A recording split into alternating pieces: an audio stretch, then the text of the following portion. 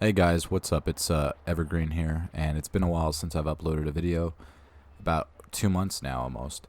And anyways, well, we got more games I played through in the last 2 months, actually plus, you know.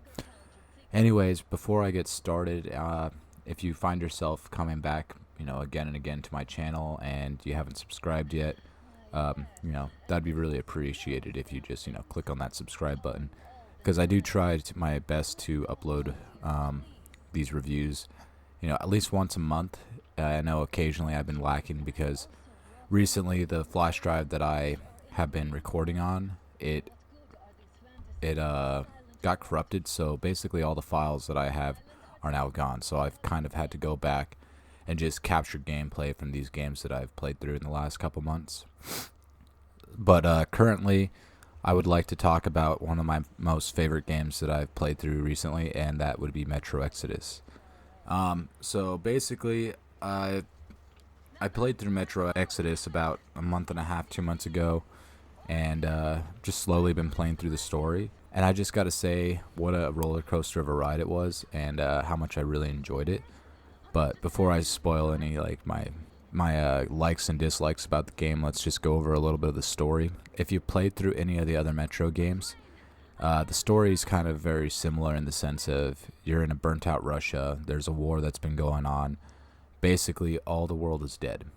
Okay, you play as Artyom, and he's a Russian special operative, and basically he's been the forefront of all these games.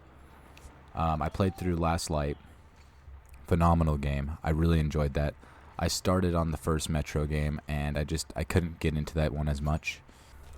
So you start out the game just basically doing what Artyom does, and he's going out throughout the city looking for supplies, basically, but he's got his own agenda, aside from what the Metro needs him to do.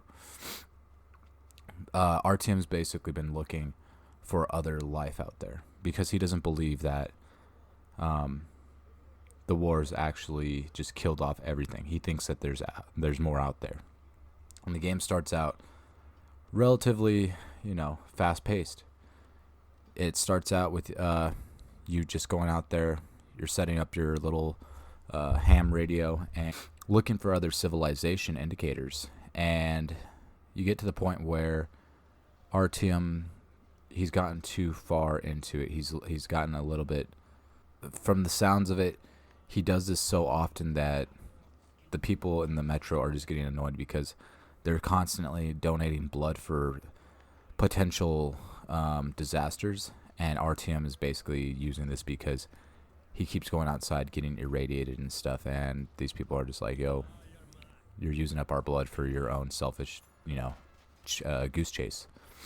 And then Artyom goes back out one week, and he's with his wife, Anna, and they stumble across a train, which they've never seen a train out here. And up until this point, it's kind of been centralized in Moscow.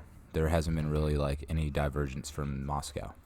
A van comes by, and it picks them up, and then that's when they find out that there's other people around that they didn't know about, and the Metro isn't the only place of survival. You go out, you find this train because you find these people. They end up shooting Artyom because he tries to defy against what they're wanting to do, which is kill this innocent mother and basically her child. They're of age where it's not killing children. But anyways, Artyom finds his way going through this trench of bodies and with a gunshot wound and everything to find Anna. Finds the train's engineer, talks to the engineer. He gets his way through there, finds Anna. They end up getting in a little shootout with this command control area, and they end up destroying the jammer, which has been basically shutting off their way to the outside world. Okay, so now that's all down, and they're all pissed off because they're like, yo, this fucking jammer was basically what was keeping us alive, and you guys need to leave, basically, because you fucked up so bad. So the game goes on, and basically Anna, Artyom, they're all now basically traitors to Moscow. So they're being chased out. And anyways, they make their escape, and now they're basically tyrants, and they are no longer allowed back in Russia. And that's all within the game's first like hour. And so you basically spend this entire game doing what the other games didn't allow you to do, which is explore different areas. It wasn't all just Moscow or the metro. Now, what I really appreciate about this game is its risk it took of trying to make this game more somewhat open world. Okay. So that's where the story leads us to. It's not a super in-depth story review as much as I want to talk about the gameplay, because I did like the story, but as you'll hear me talk, there's some things I didn't like so much about the story. As far as gameplay goes, I really liked the idea of a traveling workbench, which you can take your backpack and open it up, and then you can put your attachments on your guns. You can build stuff for like, bombs, Molotovs, like distraction stuff, knives. You just can't really craft ammo, which I find is very upsetting, because you can only craft ammo at like actual workbenches. You can craft like gas mask filters, med kits, the basic stuff, but not everything's so basic, because you find in this game that the best route of action is to just be stealthy. It tries to sneak around, go in the shadows, and don't go towards fighting all the time, because you run out of ammo so fast. If you're gonna fight, you better know where the weak points of your enemies are.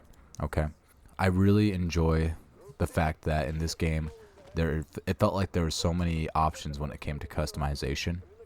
It felt like not all the guns felt the same. Okay, you had your basic AK, from Mother Russia, and then you had a revolver type pistol, which you could turn into a shotgun, and you had a handgun, which was a side-loaded handgun, which would be your SMG, or you could keep it as a handgun. You have different weapons, such as it was kind of like a railgun from Fallout, but it shot pellets, like metal balls, and you controlled it by pumping it with air. There's quite a few different weapon variations, different ways of approach. Like there was different lasers, like infrared lasers and flashlights, and quite a bit when it came to stealth action. So if you want to be stealthy, you can use suppressors. You could use your throwing knives, which were pretty much instant kills, which I found myself using quite a bit whenever I was going through this more infested areas, I guess you could say, with mutants. What I really enjoyed about the gameplay of this game is it wasn't all winter. I liked the fact that I could explore different areas, and it wasn't always just covered in snow. Like there's an area where it's desert lands. I really like the desert area. The only thing I didn't like about it is it felt so drab. It was all one color. It felt like the snow. It didn't have much context to it. I didn't feel like there was a lot to it. But I did like it in the sense of it felt very Fallout-esque type build. I felt like this place had been hit by, nukes pretty good. You have a forestry area, which the forestry area, that was by far the best area, because you had all these trees and stuff for cover. You had, different types of animals, such as wolves, a giant bear, different colts, I guess you could say. Which throughout this game, you basically find that every area you go to is pretty hostile, because they've all got their own mindset and own beliefs and own little followings. But as far as locations, way better than the last games. I really enjoyed the fact that they took that risk. Gameplay felt very if I could explain the gameplay in my simplest terms, it would be slow. It felt very methodical how you played. You didn't just run in guns blazing. It wasn't like a Call of Duty game, but yet it wasn't as slow as a Fallout game. It felt kind of in between. Okay, so when you got in gunfights, the gunfights were legit. You had enemies rushing you. You had enemies trying to flank you. It felt very like keep your head down and try to make every shot count, because like I said, bullets are scarce. You have to make at crafting tables, or you have to find them on the bodies of your enemies, or you have to like take them from your enemies' guns, which that added a whole new dynamic. Okay, when it comes down to you're fighting the mutants and stuff, basically fighting the mutants was a waste of time and ammo. You know, you shot these guys, you got no resources from them. You have the only time you'd get your basically your money's worth is when you use the throwing knife, because then you could retrieve it from their bodies. But that's about as far as it goes from there. Pretty much all the weapons felt like they had some, power behind them. Whenever you shoot something in this game, it just felt like they put a lot of thought into each of these weapons. Like, there's not a whole bunch of weapons, but the fact that you can change each weapon to how you want it to be and how it works your playstyle. And also, they made these weapons feel very like they give a lot of thought into these weapons. So basically, up to this point, I've described everything that I liked about this game. But I kind of want to get into what I disliked about this game. Okay. So the things that I really did not like about this game were, I felt like every location was so dark. Like, every place. Like, I get it. There's no electricity. And it's understandable. It's going to be dark. I felt like it was too dark. Like, almost pitch black. And there were some locations that, like, there would be, like, an anomaly and you couldn't have a flashlight on or your night vision goggles on.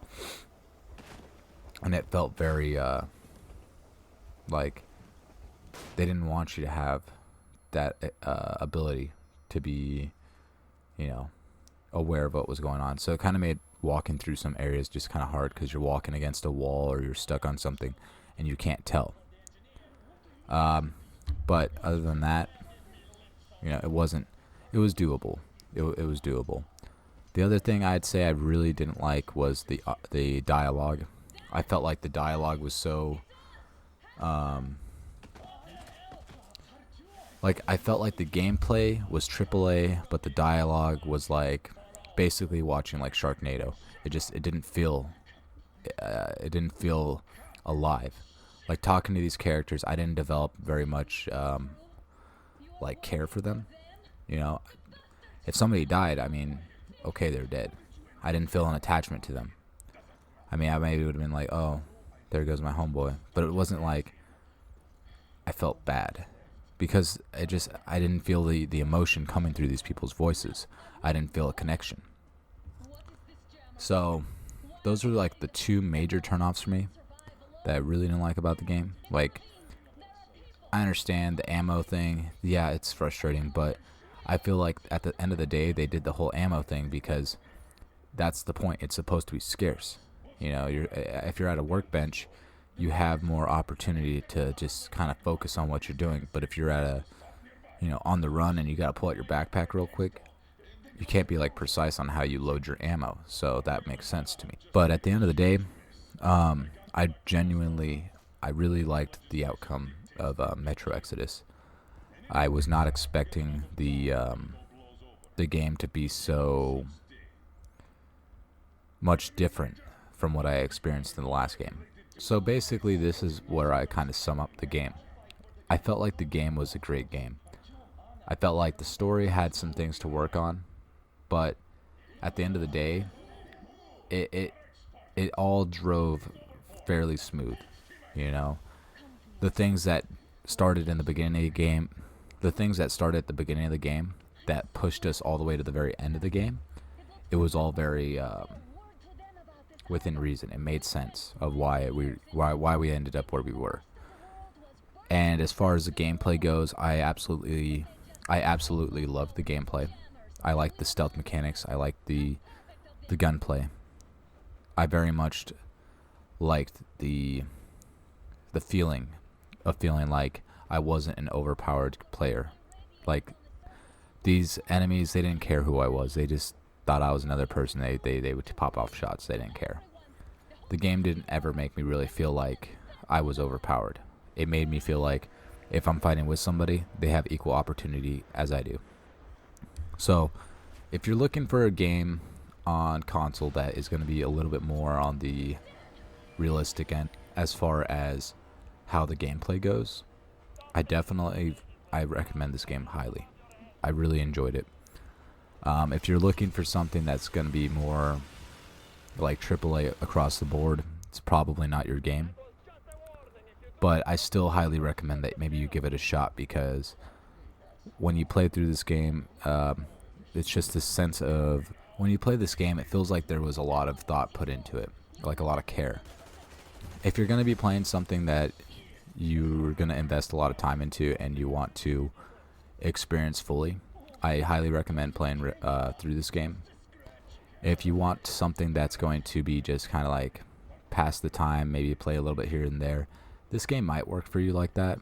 That's what I did quite a bit, but there was times where I just basically played this game for hours on end, and I didn't get bored. I enjoyed the playthrough. Even as I have to go back and recapture footage, I still was enjoying myself. I forgot the controls mostly, but I enjoyed myself playing through it. If you're wanting something that's real snappy when it comes to like how you move and everything, it's going to be a little bit slower. It's going to be a learning curve, but definitely I highly recommend it. I'm going to be trying to make more reviews here shortly, because I have to make one for Control.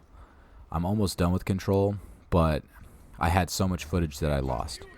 I've been playing a lot of 0 Hour. I might make a review on that game, because quite honestly, it's a lot of mechanics to get into. It's going to be a little bit of a shorter review, but that's because it's not a story-driven game, and there isn't a whole lot when it comes to like story-wise. It's just a more mechanical game and how things respond. So, anyways, if you like the video, maybe leave a like. If you find yourself here, often watching my videos to the end, I really appreciate you. I appreciate all you guys, every one of you. You guys make this channel what it is, and if you guys have any ideas of what I can do next, any recommendations or ideas would be greatly appreciated, and I will do my best to fulfill that. So anyways, this is Evergreen, and peace, love, homies.